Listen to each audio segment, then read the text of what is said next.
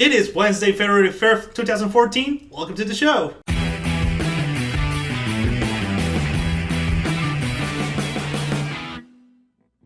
It is good back to be in the camera. I'm Hybrid Rain, also known as Gerardo, because apparently everyone knows me by my nickname. It kind of happens when you only do videos and you just use your nickname with everyone else. So, there's that. And this is a show of me just talking to the camera and telling you what I have found on the internet, what I like, news that really go crazy, and, well, entertaining. But before going to the news, let me just share with you some stuff I found out. For example, the release trailer of the Thief game. I gotta be honest, I have never played the Thief franchise before, which I think it's kind of like a sin for assumed gamers, so I apologize for that. But don't worry, I might even fix it up. I have seen like on Steam they're like for less than $10 each game, so I can actually try and download it later on. If only my wallet has some money.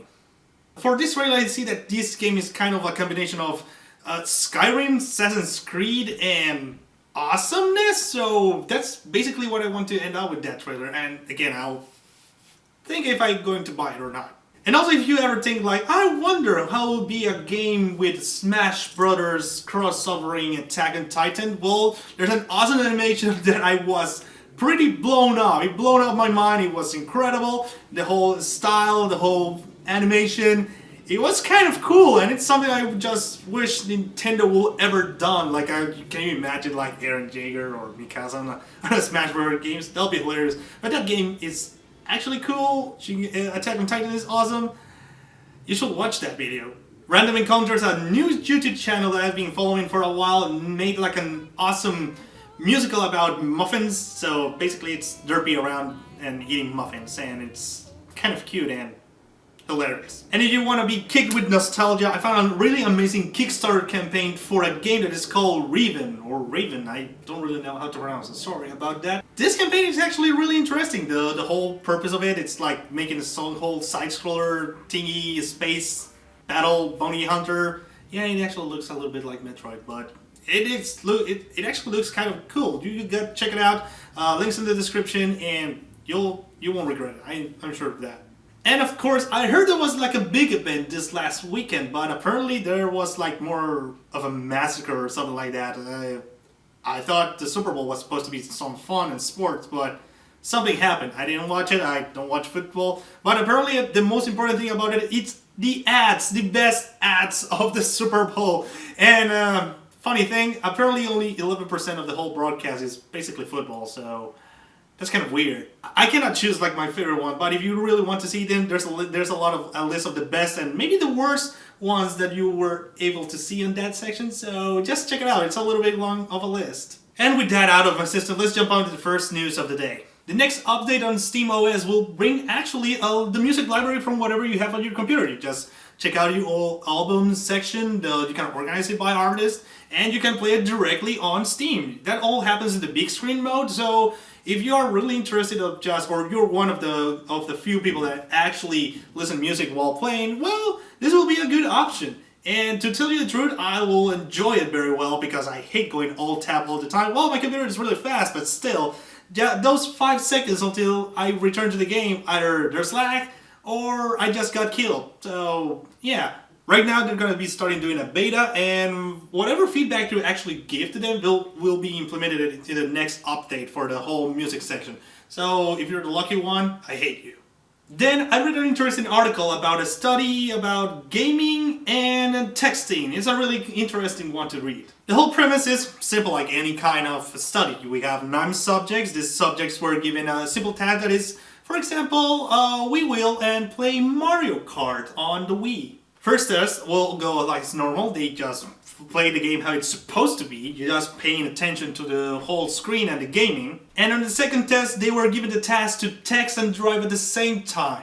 And if they didn't respond any answers during the time, they'll get a 30-second penalty. Turns out we got the results from that, and it's not surprising. 8 of the 9 players while texting actually got worse performance than the adult that actually stopped playing, answered all the questions by texting, and later on move on. I know it's a little bit of reason and common knowledge, but still it's kind of surprising to see that people are still texting and driving, or even driving under the influence. If you didn't know about that, stop doing it. Do not text and drive. That's a fact. It's a Mario Kart fact. You're gonna lose. You're gonna get hit by the blue shell. You cannot do that. Just stop. And in news that actually won't make me wonder that people do actually have a lot of time on their hands. Because it's really interesting what came out from the patent house here in the United States. It's been reported by various news and even Ubisoft that someone actually had the time to fill a whole abandonment application, sign in the name of Ubisoft, and try to actually lose the trademark for Watch Dogs. Now, according to some sources, it was just a trolling exercise that someone actually tried to do the whole thing and that nothing was damaged, but let's put it that simple. And repeat it again. Someone actually filled the whole application for losing a trademark for the Watch Dogs game. Can you imagine the PR nightmare if no one had caught it on time? As I'm recording right now, the patent house has been informed. There's been a whole investigation because, let's remind you, this is fraud. And basically, if the guy or anyone who actually made the whole film didn't cover his ass, you're going down, man. And that's horrible. Then, in news that no one is covering, we have the final report on the whole massive event that we had on EVE Online last week. From the knowledge I know from EVE Online, apparently you can actually do the monthly payments to protect your area or galaxy or whatever you're doing. Federation actually miscalculated, there was no money, or they didn't make the online payment, or there was a problem with the payment.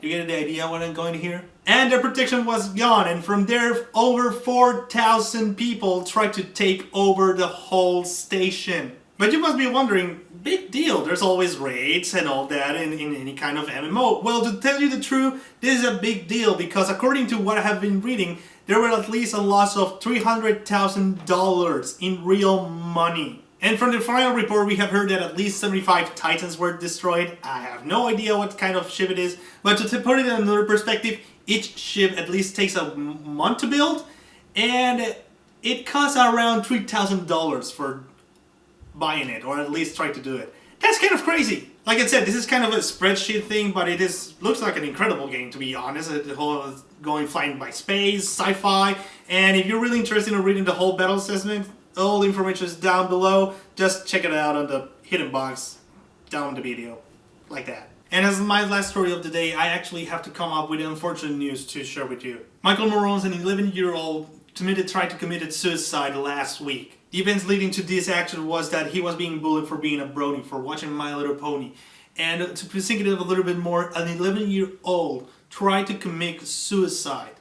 In this society, that should not be possible. That someone so young is having those kind of thoughts at that young age. It was reported by the family that they were fortunate to find him on time, but the doctor has responded that he had severe damage on his brain. This sad news came later after we learned that Wario, someone that I didn't know personally, but actually affected a lot of people that I knew and I talked on Skype and that I have met them before, also committed suicide days before Michael.